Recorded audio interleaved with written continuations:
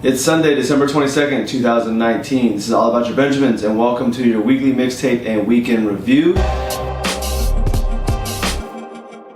Happy Hanukkah and Merry Christmas and every other happy holiday out there that everybody's going to be celebrating this week. I wanted to get a quick weekend review video out there before we head to the gym for most of the day, as we have a couple of championship games for Roman and Leo. So real quick, let's get to the headlines that may or may not be impacting your financial plan and portfolio. And it was a busy week in news, some big news headlines, but not really a lot that changed very much yet. So the first one obviously is the big impeachment vote that the House passed and will be going to the Senate. When you look at the blog post, you're going to see two articles there. Just one talking about the vote being passed, and the second one talking about how the House has not passed it on yet.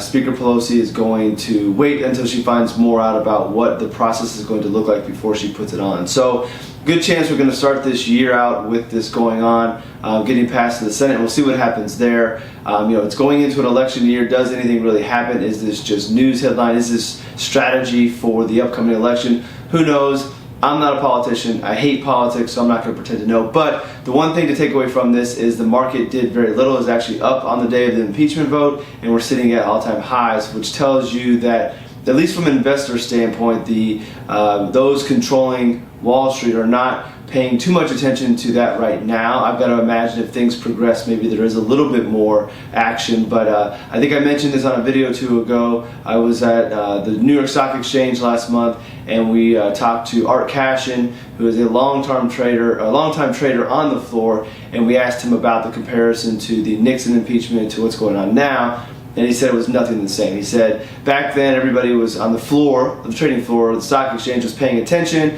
watching the news, and then at that time, which was a few weeks ago, no trader was really paying any attention as it was just getting started. And if you just look at the movement in the market, it still appears to be the case. So the whole point of that is there's going to be a lot of conversation about this. We're heading to family gatherings, politics like to come up. Fear-mongering is going to be out there when it comes to headlines, but the reality of it is right now we don't know what's going to happen, and if you're a long-term investor, there have been impeachments before, probably not something you want to take to your financial plan and make a big adjustment to, but that was one of the big headlines this week. There's a headline in here. We talk about global economy all the time because I believe in being a global investor. There were some numbers that came out this month that showed that the global economy is getting a little bit more stable. China actually had some good numbers. The U.S. business spending is picking back up. So it looks like maybe the global economy is getting its footing underneath it, where a couple months ago there was a lot of concern about that. So may or may not be out of the woods yet, but it looks like things are moving in the right direction, and there's some optimistic expectations for 2020 when it comes to global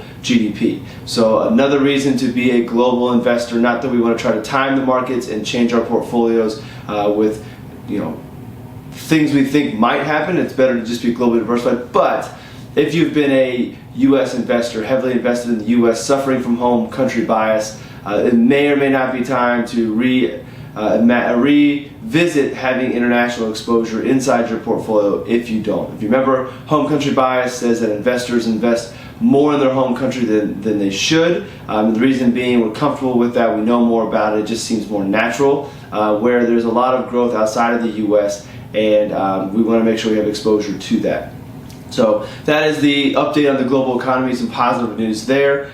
Some good news from the consumer. Consumer spending went up. Not too surprising heading into Christmas with lower unemployment, low inflation, wages going up. We would hope to see that consumers are spending, and they are. So consumer spending was up, and consumer sentiment is up as well, meaning consumers are feeling better about their current situation. So positive news as well going into the end of the year.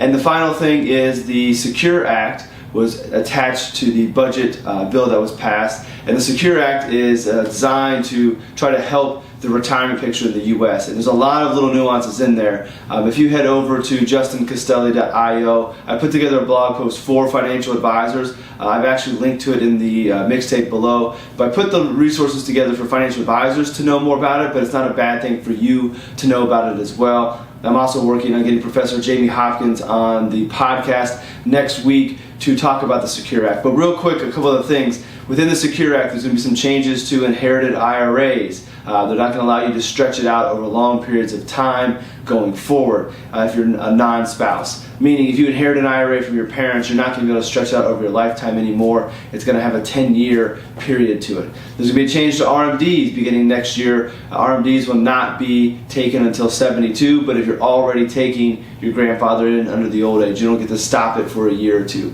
There's some changes to retirement plan benefits and some other things going on. So a lot of little things that may impact what you're doing, your estate planning goals when it comes to trust. So you're definitely going to want to talk to your financial advisor about this, how this may or may not impact your plan. But the Secure Act was passed.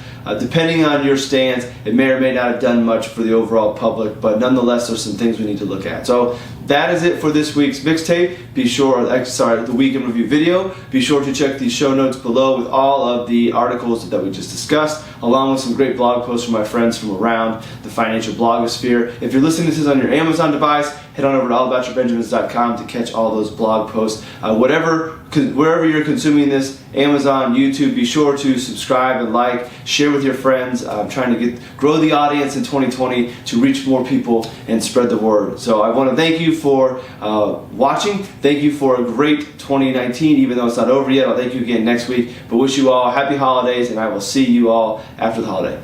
Have a great day, and we'll see you in the next one.